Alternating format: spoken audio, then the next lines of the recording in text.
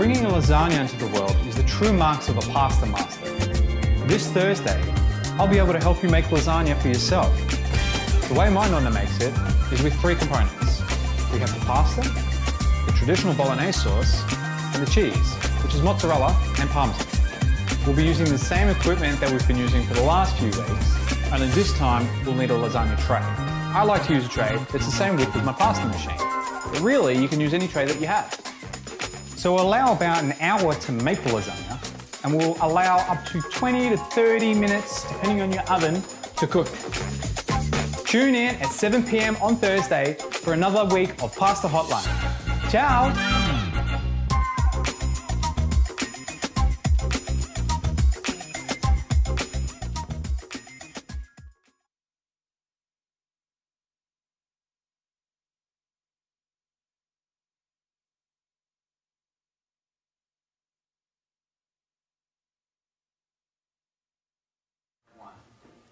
Ciao ragazzi! Welcome to Pasta Hotline. Tonight we're going to be making lasagna. Everybody loves lasagna, but not everyone can make it. So today we're going to be making lasagna together. Now lasagna is a little bit more complex, there's a bit more to it, but we'll work together through this and we'll end up with a fantastic dish. So if you haven't got a drink already, I recommend you get that, whether it's a glass of red. Tonight, I'm going to get myself onto the beers. Life hack, you can put them in a tomato can. Now, this came from when I was making a bolognese, and you're going to need to have a bolognese when you're making a lasagna today. You're on this camera now? Yeah, so if you've got a lasagna, if you've got bolognese, have that ready. I've got mine out of the fridge, ready to go. If you haven't thought that far ahead and got a bolognese, you can use any red sauce that you can whip up. You can get some friends in the house to help you. You can use a pre-made red pasta sauce, that's fine. But yeah, hopefully you've prepared a bolognese, and we'll use that to make it extra authentic. Okay, so in terms of how long this will take today, we'll allow for about an hour to make the lasagna itself, and we'll allow 20 to 30 minutes to cook it. It just depends on the size of the lasagna you make and just what type of oven you use. So I'll cook it at about 160, 170 degrees Celsius on fan force. If you haven't got a fan force oven, just crank the heat a little bit higher. Okay, in terms of ingredients, to make the pasta itself, we're using plain flour and eggs. So I always use free-range eggs when I'm making my pasta, and that's all that's to it. In terms of the filling of the lasagna, so we use the bolognese that we prepared and some cheese. So I use a grated mozzarella and a parmesan, or you could use a pecorino. You could even make it a little bit more fancy and make a bechamel. You can make this lasagna your own, so don't stress if you've got different cheeses. And we'll just put a little bit of cheese in each layer. It'll be pretty fantastic. So this is the lasagna that my nonna makes, and I learned how to make lasagna from my nonna. So yeah, it's lots of variations, and this is one. In terms of equipment, I use a Mercato pasta machine. This is probably the best investment I've made for the kitchen, and yeah, you can. If you've got one, fantastic. If you haven't got one, or you don't know where to get one, you can check out our website afterwards, and there's some links to places that you can get one. You can do it the old-fashioned way as well, using a rolling pin and roll out pasta sheets. It'll take a little bit longer, so you can try and keep up by just making a little bit less pasta. Yeah, aside from that, in terms of equipment, we're going to eventually be putting the pasta on the stove to cook it, and then taking it out of boiling water as a long pasta sheet. So you'll want some utensil that you can use to take the pasta out. I use a wooden spoon to try and pick it up, and then I use some tongs to pick it up as well. So if you've got a wooden spoon and tongs, just get those ready as well. Now, just to give you a bit of an overview of how we're going to make the lasagna, just going to break it down into 4 key steps, and that is we're going to make the pasta dough first. We're then going to flatten that into pasta sheets or lasagna sheets. We're then going to cook those lasagna sheets and take those across the table and put them in cold water. And then we're going to assemble the lasagna sheet by sheet. So that's pretty much it to make it. It's up to you whether you want to throw it in the oven afterwards or chuck it in the fridge for another time. But yeah, aside from that, let's get started. Oh, actually, you really do need one other thing, and that's a lasagna tray. So I'll mention that my lasagna tray is a similar size to the pasta machine. So the sheet that comes out of this gets to a stage where I can layer it and like in a ribbon fashion for the lasagna layers. If you don't have a fancy bowl like this, which you could pick up at most homeware stores for a pretty cheap price, you could use just a regular baking tray. Now, if you're using a bigger tray, the only difference that you'll do is you'll put multiple sheets of pasta to then assemble your lasagna. So whatever size tray you've got, it's okay. All right, now let's get started.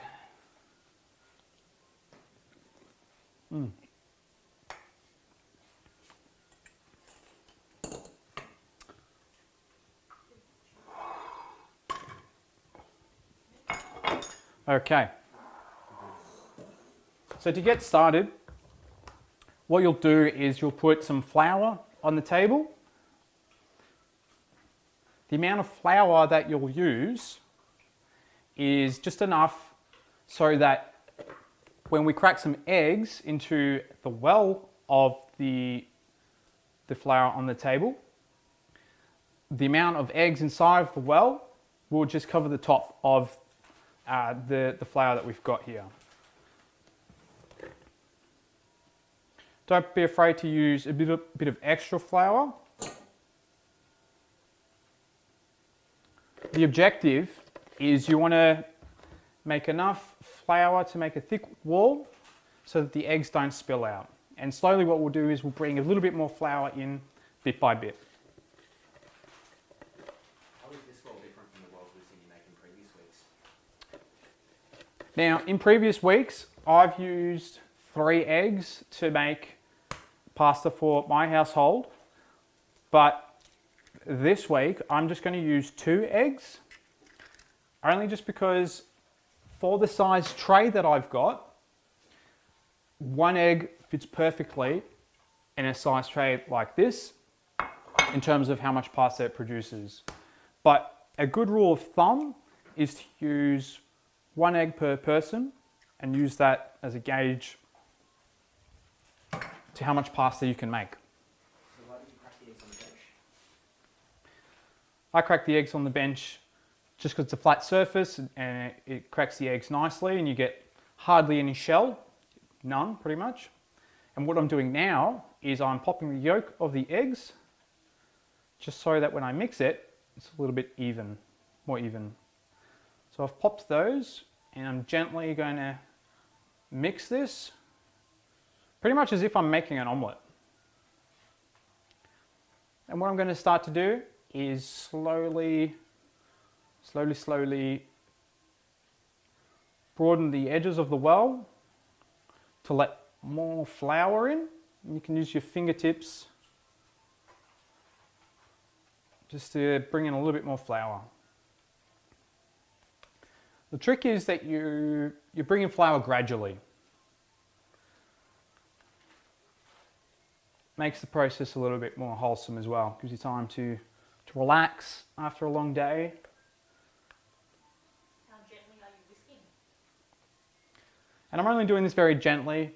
I'm not going to town on the table, barely even touching the table. I'm just kind of whisking it.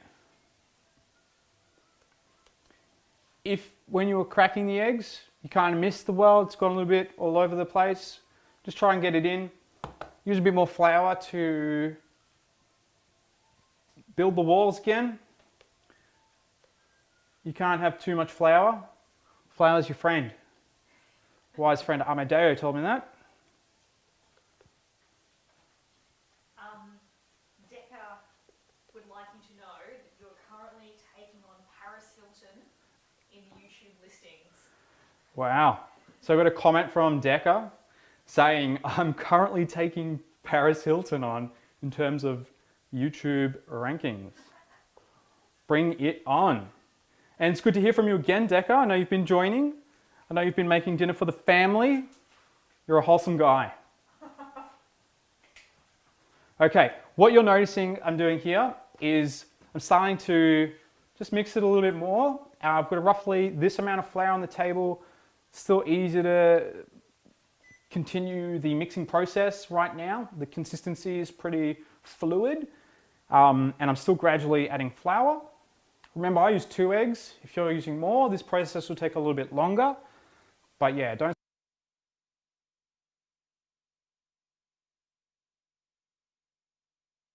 You can post it. I think there's about a 40-second delay, and I can answer your questions. Similarly, if you're having a pasta disaster and you don't know what's going on, just send that through, and I will give you special attention. I'll stop the show and we'll help you out. But no, this is good. I love making pasta a lot. I do it once a week now, live stream. No, I generally make it once a week anyway, maybe even more. I think this is such a good, wholesome experience. The food itself is really good for you. It's so light. I'm only making it with 2 eggs, but it's sufficient, you know, like you can make a lot of pasta. Like I said, a little tray like this will be full with just 1 egg. So I've got enough for 2 trays. All right, you'll notice as you're mixing the dough, it'll start to sort of flick around the fork, stick to the fork. That's a good sign. So that means your pasta is starting to build up with the flour. So to keep doing that, you want to stop when you can't really put enough flour, when you can't really turn it enough. So I'm there. So you can see right now it's too hard really to turn that. A little trick, you can put flour on your fingers, get all that excess flour off your fork, and you've got a pretty soft blob of dough, so to speak. And yeah, I'm just going to gradually knead this. So I'll take you through the kneading process as well. So Nick, if you want to bring the gimbal over as well, I can get a bit of a close-up. But essentially what I'm doing is...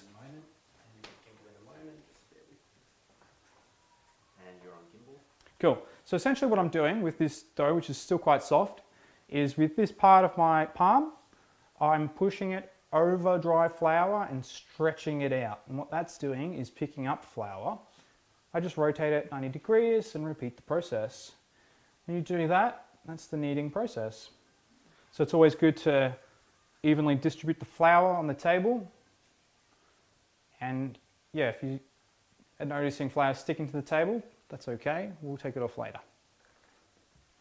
Got a couple of lovely comments if you'd like to hear. Yeah. First of all, Larissa says, thanks for the stubby holder life hack. Oh yeah. Great. It's a good life hack, this stubby holder. Chelsea would like to know what your t-shirt means. And Yui wants to know if wholesome is your favourite word. So I've got a few comments on the feed. Larissa's really enjoying the life hack with the tomato tin can for your stubby. It doesn't even have to be tomato. It could be kidney beans, could be corn, whatever floats your boat, whatever you've got available. Yeah. What were some of the other comments there? Chelsea wants to know what your t-shirt means. Okay. Got a new t-shirt, hope you like it. Chelsea's given me a shout out, she likes it. Doesn't really mean too much, I just like the fact that it's got colours. It's a bit old school, a bit 90s. That's my vibe. Kind of reminds me of the old Google logo a little bit. It does. And Yui wants to know if wholesome is your favourite word. And Ewan wants to know if wholesome is my favourite word. Certainly on Thursdays from 7 p.m, that's for sure, because I'm making pasta and that's a wholesome experience. Ewan's also been joining every week, I believe. Lots of comments and banter. Frankly, I love it. Keep going, Ewan. You're doing really well. I saw your ravioli last week. You're going to make your nonna proud, that's for sure. All right. And Alan Wong would like to know if he needs manly arm hair to knead pasta like you. Alrighty. So just to talk about the dough.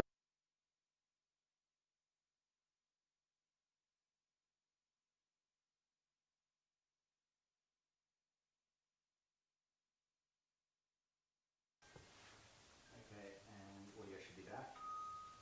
Okay, just a bit of a progress update on how the dough is going.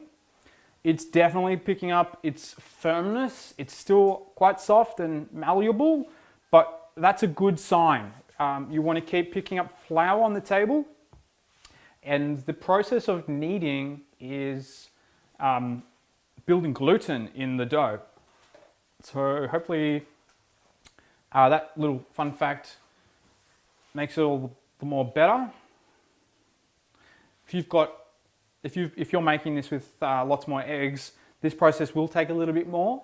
So if you're finding that the consistency of the dough is not looking like mine and you kind of want to keep up, what I recommend you do is you cut it in half, maybe divide that with a friend, because if you're working with a smaller amount of dough, you will speed up the process. So that's a little tip. It also makes it more social, you know. I don't mind making the pasta myself. I've always got good company. Usually have a record on, drinking a glass of red or inventing new stubby holders. You can do the same thing too. Definitely helps speed up the process. So I want to talk to you a little bit about the way my nonna makes lasagna. Well, it's actually what I'll be showing you today, but in terms of how she plates it up, you'll get a serving suggestion that is touching the edges of the plate, so which is usually the size of your face. So yeah, you can eat a lot of this lasagna and not feel horrendously sick because it is so good for you. Love it. It's also good to make in bulk. So I'm showing you today on the smaller tray, but I quite often make it on a larger one. It takes a little bit longer, of course, but you know, it's an investment in the sense of you can cut it up, make some for lunch for the next day. You can also put some in the freezer for when you're feeling a little bit lazy and you want to grab one out of the freezer. So yeah, you can definitely make the most of the time when you're cooking it.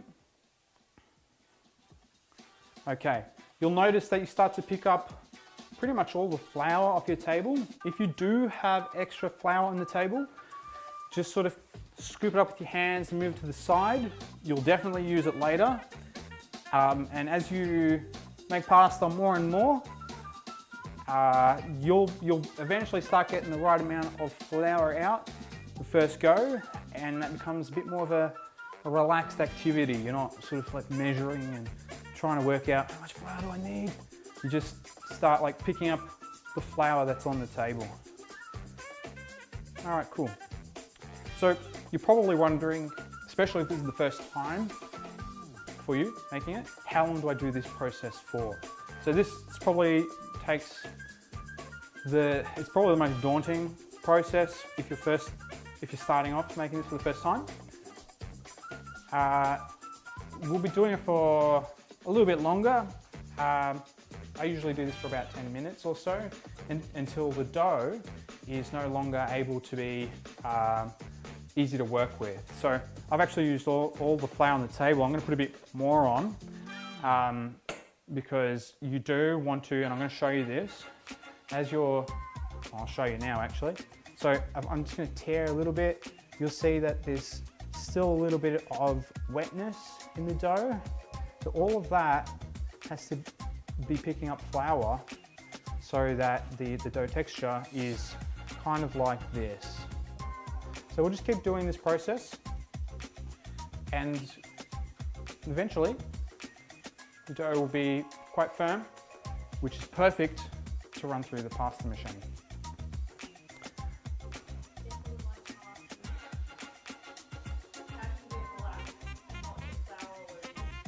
Okay, Decca has asked me, how do I wear black and not get flour all over me? Well, I tend to get flour all over me. The night's not over. The night is not over. But yeah, this one's for you, Decca.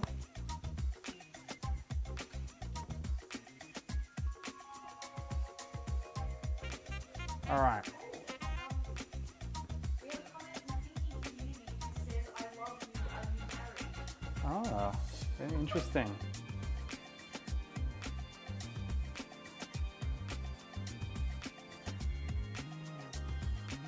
What are you looking for now, Andrew? Okay, so what you're looking for when you're doing this is literally the firmness of the dough. So mine's getting quite firm, and what I showed you earlier is a good indicator for when we'll stop this. I'm going to be finishing mine soon because what I'm finding is it's getting hard for me to knead that dough. And when I tear the sides a little bit, I see that there's a little bit of wet patches still, but yeah, you're looking for the dough to be quite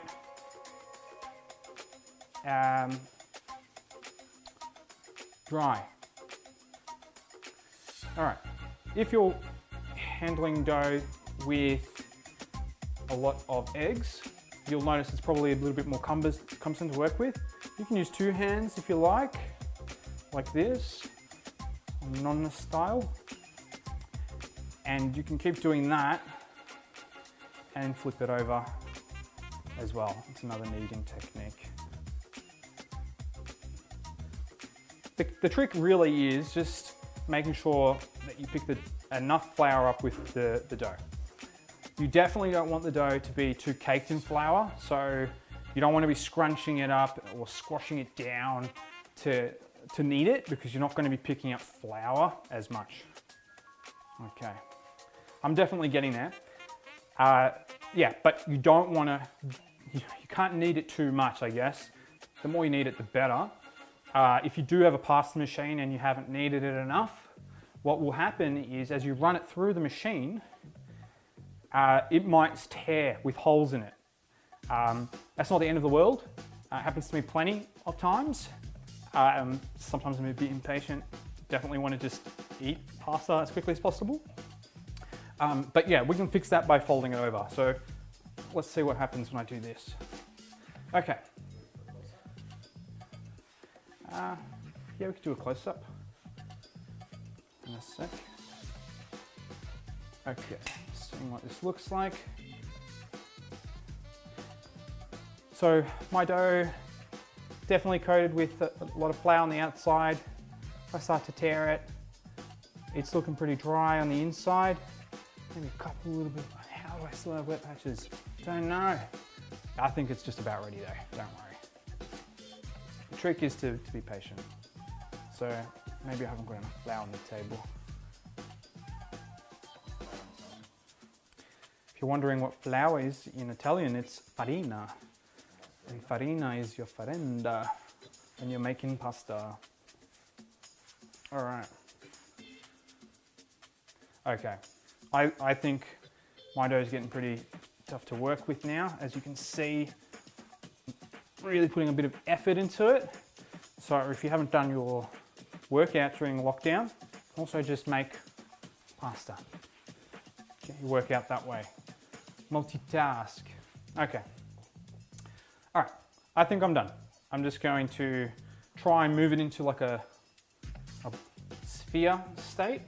The reason why I do that is because when I cut the pasta, which I will be doing, makes it easier to work with in terms of feeding through your pasta machine.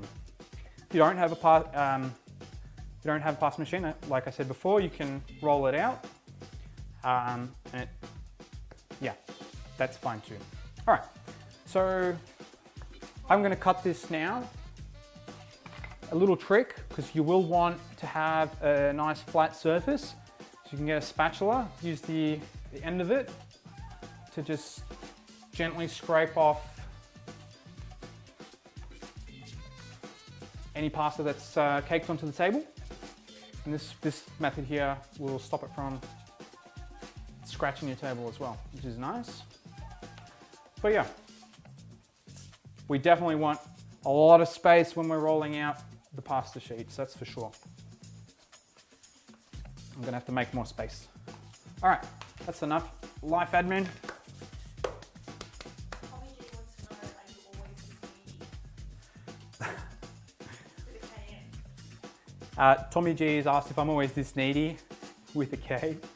Yes, making pasta. You've got to be. You've got to be. Okay, so soon I'm going to get this stuck on the table, but what I'm going to do is actually cut the pasta first. So I'm just going to cut this into even slices. So like I said, make a ball, pat it down a little bit, right down the middle. Okay, I'll show you the inside. There. So that's quite dense, which is good. It doesn't matter if you've got some like folds over, that doesn't really matter. It's all going to be flattened at the end of the day. So I usually turn them into disc shapes to feed through the pasta machine. All right, these are done. So if this is the first time you're trying to put a pasta machine on your table, what you want to do is there's a dial on one side. You want that to be on the inside of the table, and you want to put the other edge of the pasta machine flush with the edge of the table. I'll leave about 10 centimeter gap because your pasta will come through on one side. But yeah, it's as simple as just sort of bolting it onto the table. You don't need any attachments or extensions. It just is that, that's it. Make sure it's not going to move. And a little handle. A little sippy time. Okay, so we've got disc shapes of the pasta dough. These are going to go through the pasta machine. So I'm going to swing it around in just a second. And you want to, first of all, make sure that the dial is on the lowest setting. Actually, I'll make a note. What you're looking out for is this, mine's a 0, yours could be a 9 or whatever. You want to look for this section here to be on its widest opening. So to change the dial, you usually lift and twist. So if I change mine to say a 7 or an 8, which mine goes up to a 9, this changes the distance. Now that flattens the pasta, and generally you want to go from thick to thin. And that's what we're going to do now. So I'll squash it out with my palm as much as possible. You don't have to be too precious. Not looking for a particular shape at the start, but you kind of crimp it in with your fingers a little bit and then start to roll that through. Now, the first one's usually not that pretty, but let's have a look. It's looking pretty good. That's after the first roll. What we're going to do is repeat this process by then folding it over. You can also fold it over a couple of times if you really want to.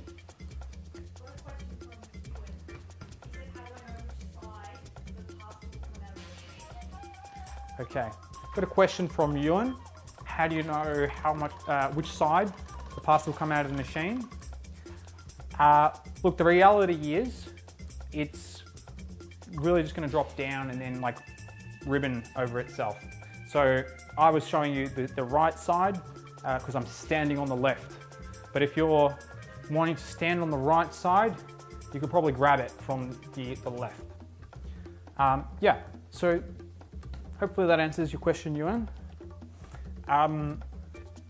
When I fold the pasta, just a quick tip, I'm not feeding it back in the same way it came through. I've turned it 90 degrees, and what this will start to do is build straight edges on the pasta. So I've rolled mine in, and now have got these lovely straight edges. So when you get a piece that you're happy with, have some flour at hand, and you can make sure you're flouring it up. Got some very exciting people because I know after this series we'll cook other Italian dishes. All right, so I'm just going to explain one thing and then I'll attend a question. So the pasta sheet that I've got, it's got about a finger's width on either side of the pasta machine. Now the reason why I'm going to keep going with this is because as you flatten it, it's going to get wider, and I'm anticipating the size of my tray, that pasta sheet's going to fit nicely inside of the tray. So the first time you roll it for your pasta tray, just go with the width of the pasta machine. That's totally fine. But I've kind of worked out the dimensions for my favorite tray. So all you do is you feed the pasta in gently from the top, make sure it grips, and then turn it. Some people have electric pasta machines, others have manual ones. Personally, I prefer the manual ones because you take it at your own pace. I think it's a nice opportunity in life to take something at your own pace, and it makes it all that much better. So again, I'm putting a bit of flour on each side. This gets compacted into it, makes the pasta even better. Okay. Now, I mentioned we will be cooking the pasta as well later. So you probably want to get a kettle full of water so that, actually I'm going to do that now myself. I'm just going to turn on the kettle to heat up the water and speed up the process. What I'm envisaging is once I've finished making my pasta sheet, I've got hot water which I'm going to chuck on the stove, and I'm not waiting around for water to boil. That's probably the most boring thing to do in life, waiting around for water to boil. Okay, you'll notice that you're not going to leave this on just a single dial. You're going to want to change it. I'm changing mine to a 1, which is up 1 step, because what's happening is, as I was feeding it through before and rolling the pasta, it was just going through, it was gliding through. And really what I want to do is get a little bit of grip on the pasta, because then you know it's flattening it out. All right. Now this process will make the pasta sheet longer and longer. So I've only gone up 1 step, run it through the machine a couple times, and you can see it's already this long. Okay, again, flour. All right, so I'm gonna take it up another step. Usually I put flour on every step or two, just a little bit.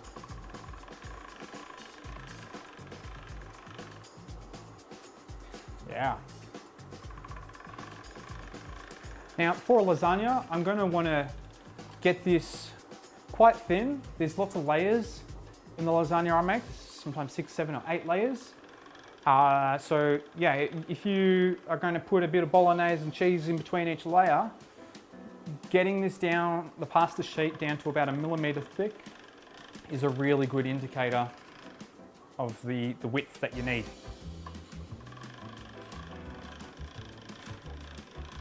Okay, I think I'll step it up to another one in a sec.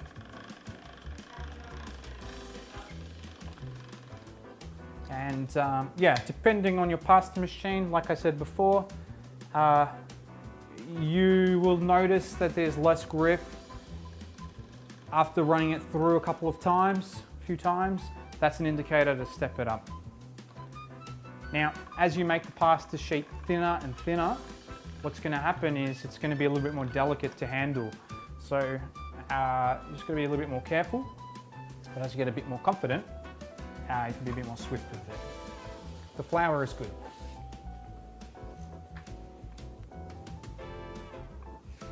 Okay,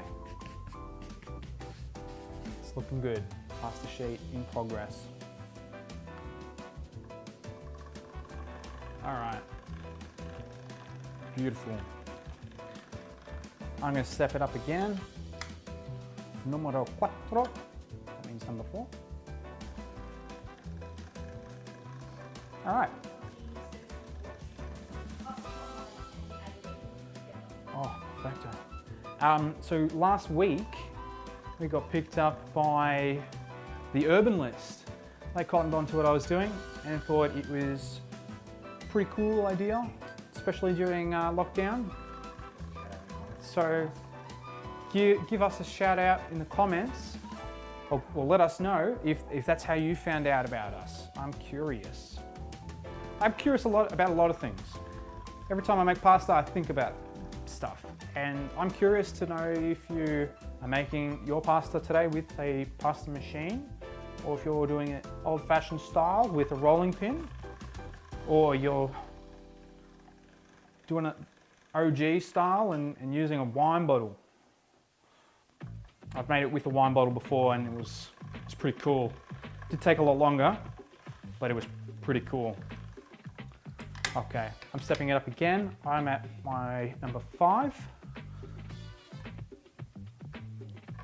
Gently feed it through, and there we go.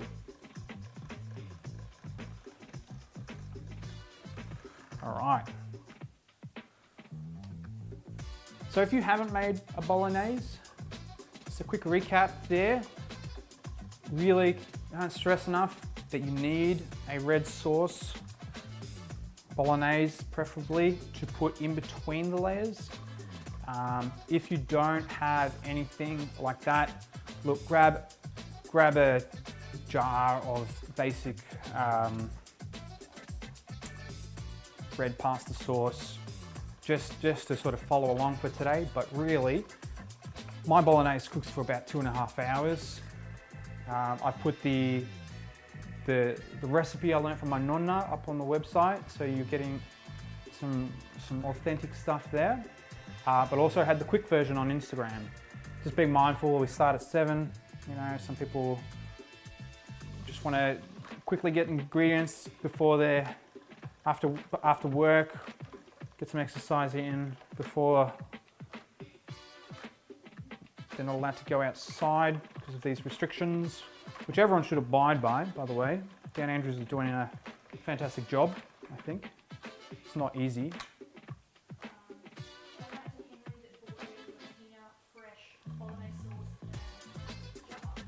Yeah, so shout out to everyone, including Henry, who I know quickly got a bowl of pasta sauce ready just in time for today. Okay, look at this. This is fantastico. This pasta sheet is getting pretty long, so I'll get Nick to come over. Oh no, actually no, don't worry. I'll do this one more time. And okay, my pasta sheet's getting nice and long. So it's a bit tricky to flip it over, but you can like pick it up. There you go. Make sure you got enough flour on it. That's really essential. Okay. Cute.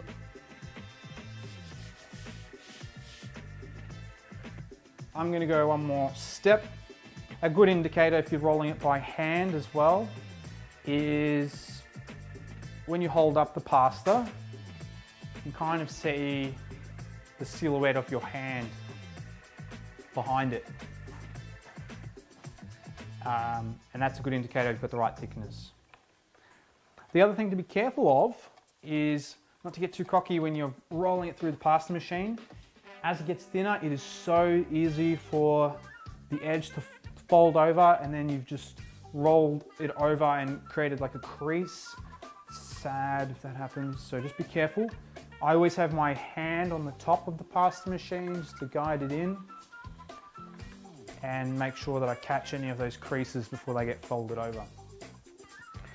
But yeah, really what we're doing here is making a really long pasta sheet because we're going to cook a really long pasta sheet. It's going to probably be the most amount of pasta you put in a pot at any one given time. And yeah, we're then going to kind of ribbon it in a similar way it comes out of the pasta machine into our baking tray. So yeah, this is definitely the money shot for the lasagna making process. Okay, I'm probably going to just feed it through one more time and then I'm gonna get my water onto the stove. I'll also give you just like a minute just in case yours is still going. All right, perfecto. All right, I'm putting my water on the stove now. Okay, kettle.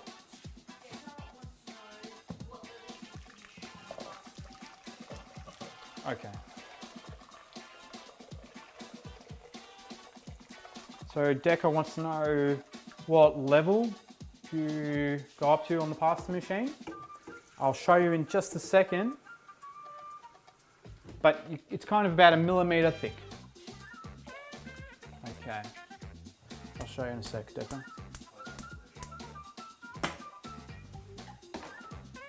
All right, so I've ran this through the pasta machine. I'll do it one more time for you, Deca. I've gone up on my marcato one to a number 6. And what happens is, as it comes through, which I'll show you, it looks like about 1 millimeter thick. It's quite delicate, so you can pick it up with your hand behind. And I don't know if you can see it that well in this light, but I can see the silhouette of my fingers, the red of my fingers, and I know that that's pretty much ready. So keep the gimbal on for a sec. I'm just gonna show a virtualization of what we're gonna do. So with the pasta tray, so I've got one this size. It's gonna go into the tray like that, and then we'll be putting like the bolognese and then the cheese. And then we're going to get fancy and we'll flip it over, and that'll be the second layer, and then we'll keep doing this. Now, when we cook the pasta grows as well. So bear that in mind if you're trying to get the perfect thickness for your pasta tray. Okay. What I should mention as well is you want to salt the water. So I'm just going to do that now. Make it like the ocean. Lots of salt.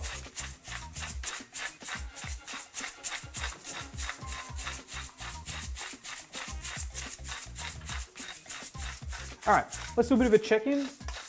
How are people going with their progress of the pasta sheets? You're probably needing to make more pasta sheets than I am, but definitely would like to just show you the process. If you've got a smaller tray to work with today, you can also make a bit more of the pasta as you go. But I'm just going to start to clear my bench space up a little bit because, and you will need to do that too, so that we've got plenty of space to be putting hot pasta sheets onto the table. So make sure you've got a clean table. And then what I do as well is when we take the water, the pasta out of the boiling water, I submerge it into a pot of cold water.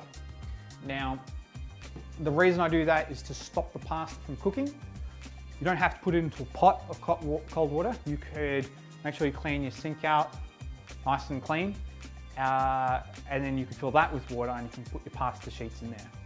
So essentially, we just want to cool down the pasta. All right.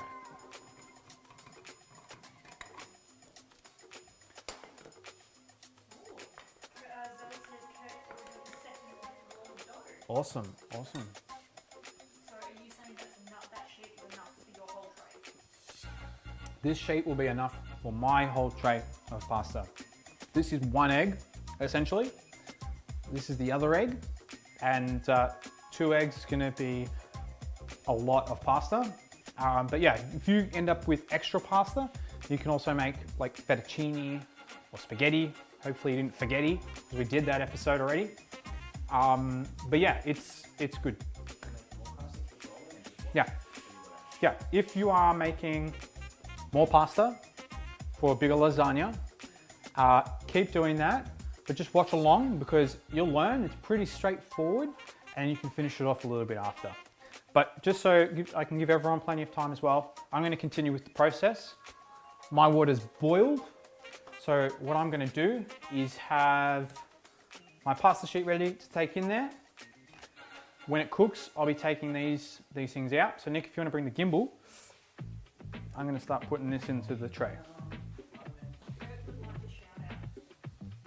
He's maybe asking how many people he's feeding. Okay. Little question for Kurt. I know who's making some today. He's motoring through his pasta sheets. How much people? How many people are you making pasta for today? Okay. Okay, we're ready to put this in to the boiling water now. Doesn't matter if there's a bit of extra flour on the pasta. Now this step is pretty key. So what I'm going to do when I put this into the boiling water is just be mindful of working with boiling water, so be careful not to splash yourself. And as I lay the pasta sheet in, with like a swift movement, I'm going to try and ribbon the pasta. Looks like I'm dancing with the pasta, I kind of am, but that's what you want to do. You want to ribbon it in and kind of count how many ribbons you're doing, because that'll come into play in a second.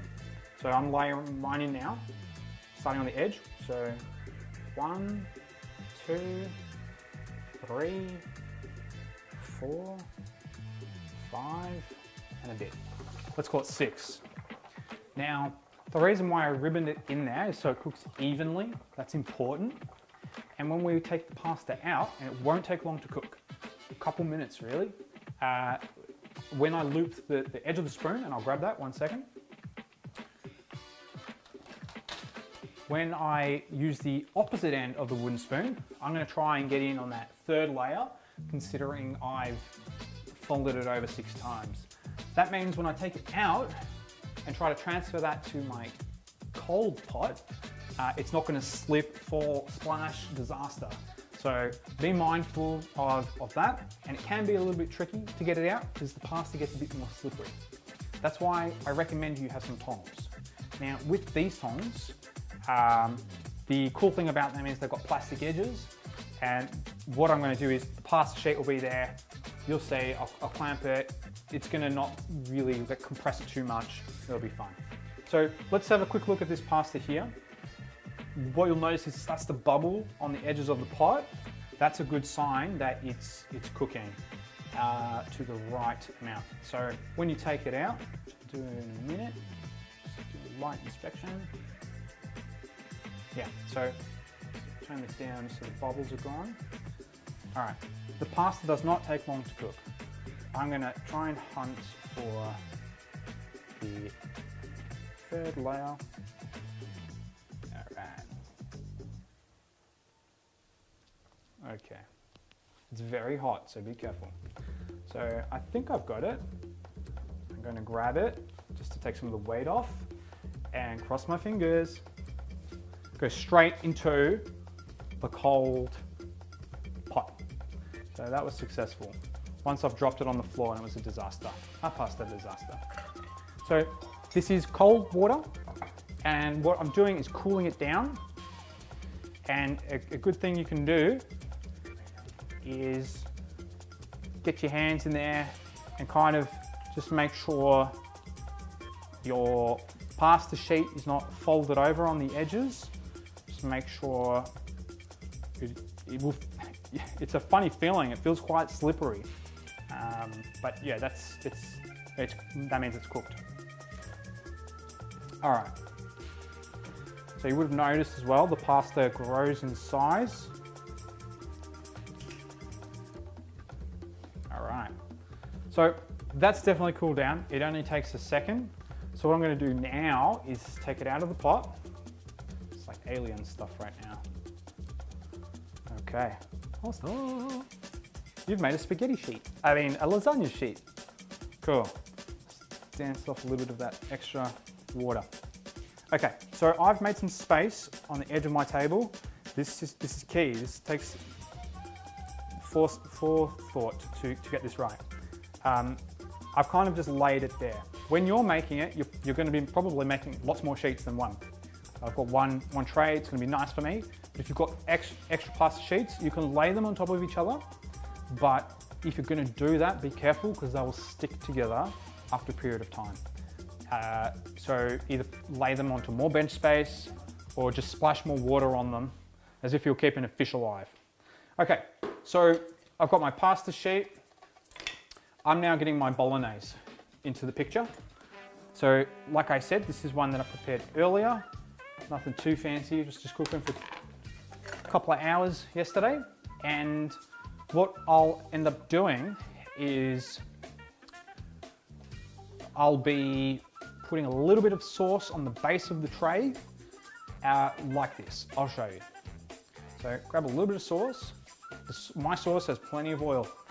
Makes it really nice. You can grab the recipe off the website. And when you put it in the base of the tray, you can use like a smaller spoon as well to get into the corners. This will ensure that it won't stick to the bottom of the tray. Okay. And you can probably keep the gimbal the whole time now, you? So yeah, oiled up the sides. We're good.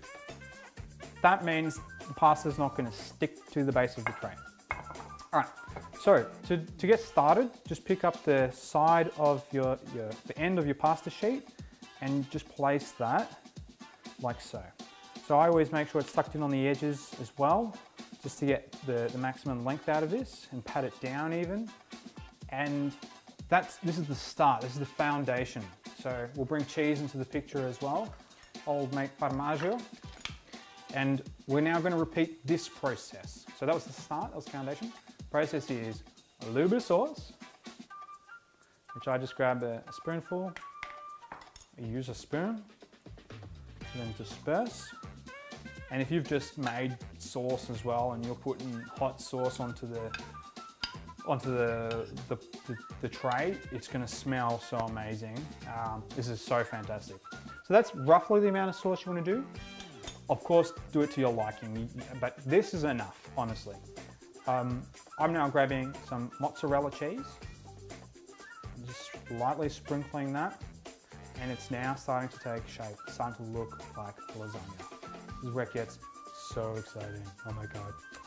All right, so I put a bit of mozzarella, and if you can get a block of Parmesan cheese, that's even better. So I'm just gonna grate a second layer of cheese. You could get fancy right now. You could be putting more cheese, you could use a bechamel. And what you should also be doing, if you get to this stage, just remember to put the oven on. So I'm gonna do that because I wanna eat some dinner tonight. All right, quick reminder, about 160 degrees Celsius on a fan forced oven. A little bit hotter if it's not fan forced.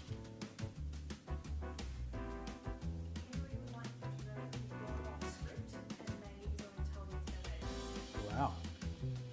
If you have been making this and you've gone a little bit off script, you just wanted company while you're making pasta, that's totally fine. By my books, if you're making pasta, that's the main thing. So I'm going to now, this is a key step actually. Once you've got that first layer down, you can pick up the pasta. Make sure you've got enough side on the opposite end of your tray and flip that over. Just do it gently. You don't want to like rip all that work away that you've done, but you've just created your second layer of pasta. So nice. I flatten it down a little bit, make sure the edges are there. Now if you had a wider tray, you would still be doing this process. Only difference is you'd have two sheets side by side. And you'd be flipping one over, and then you'd be flipping the other one over, and then you'd be doing the pasta, and you flip them both over. Fantastical. So yeah, if you've prepared your own bolognese sauce, instead of a bought one, what's great is you can keep the leftovers, you know? If you've still left your pasta machine out and you've got a bit of extra pasta, whip up something else. It's so good. You can't go wrong. Yeah, dress it to your heart's content. I like to do it sparingly between the layers. Why's that? Because I like to make lots of layers. I guess you could say I'm a guy that has many layers. There's depth to making pasta. Okay, grating. It's so simple. Like this is the way my nonna does it, so there's a lot of sentimental value for me, and it means a lot to me to share some of my recipes that I learnt from my nonna. Hey? Yeah, this is not too sloppy as well as a method. So I'm just gonna flip that over for the next layer. Oh my gosh. Tuck it in like a little baby. All right.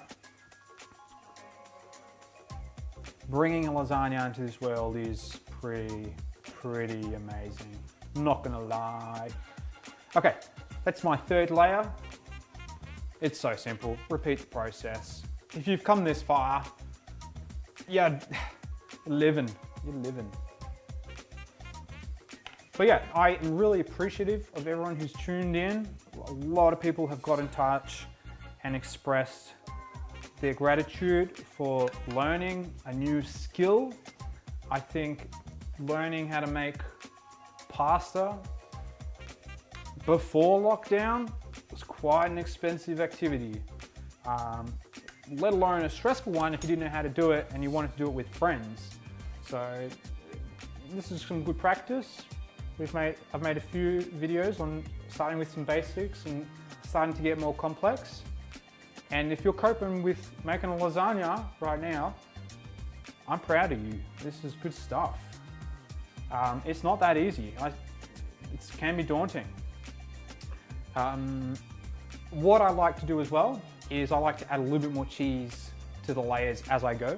So the base is kind of a nice foundation, sturdy with pasta, and then it gets a little bit more cheesy and gooey as it gets to the top. Of course, do it to your own preference and you'll learn your style.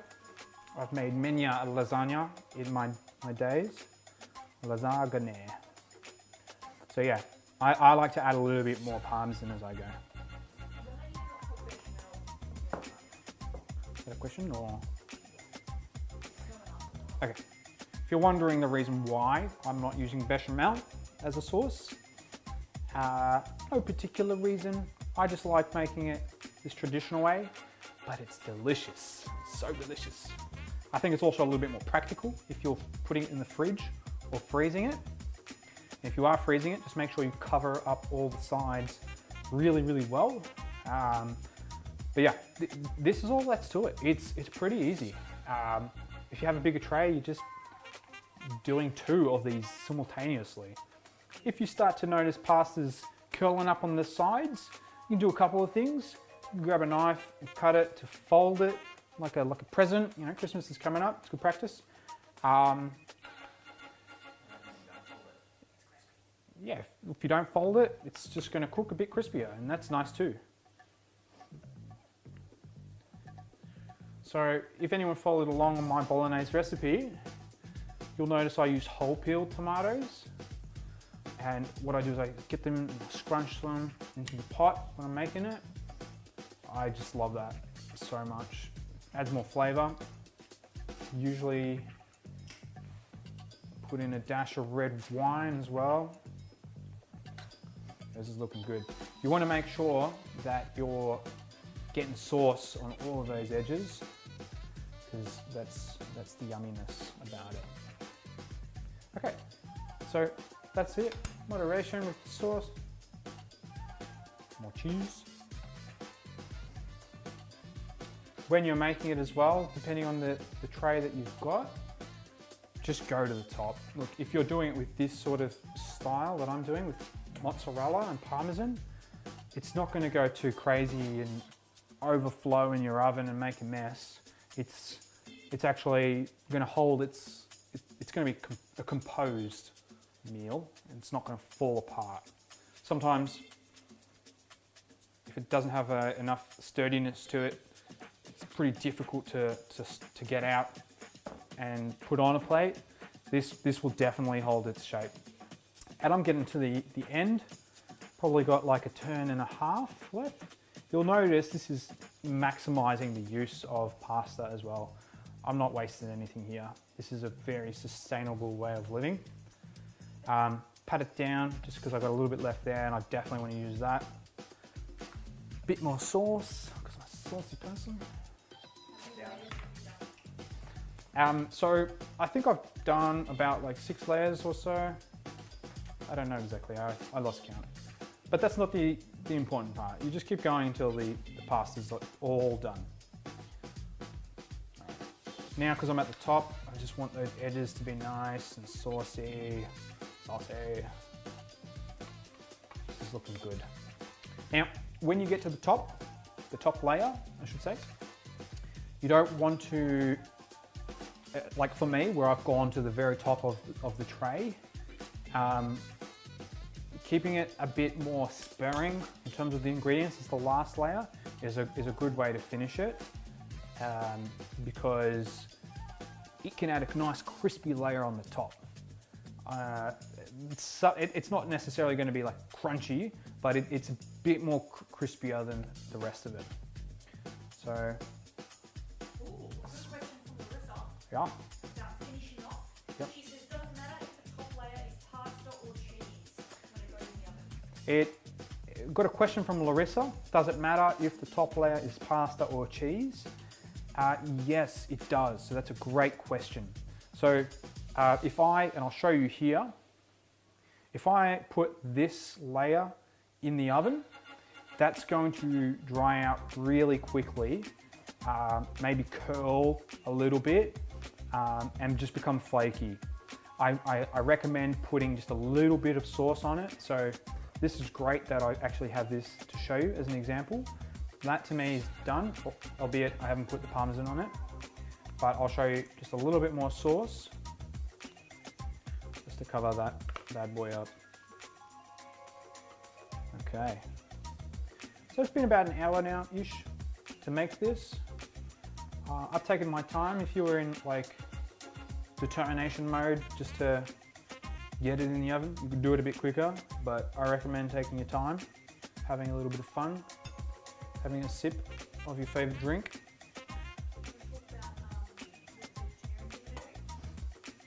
I've obviously gone the traditional style of bolognese with meat, but you could easily substitute minced meat for a vegetarian option. You can use eggplant. You could even just make a nice Napoli sauce. But the important thing about a bolognese recipe, my secret, is to use plenty of oil. Let it cook for as long as possible. And by that, I think 2.5 hours is ample. 2 hours is just fine.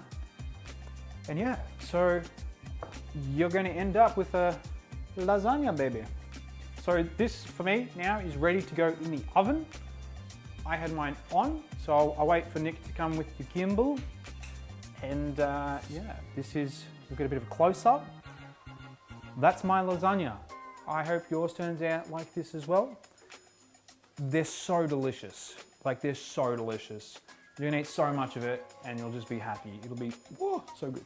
So yeah, pop that in. I'm gonna check on that in about 15 minutes just to see that it's okay. 20 minutes to half an hour is probably gonna be enough.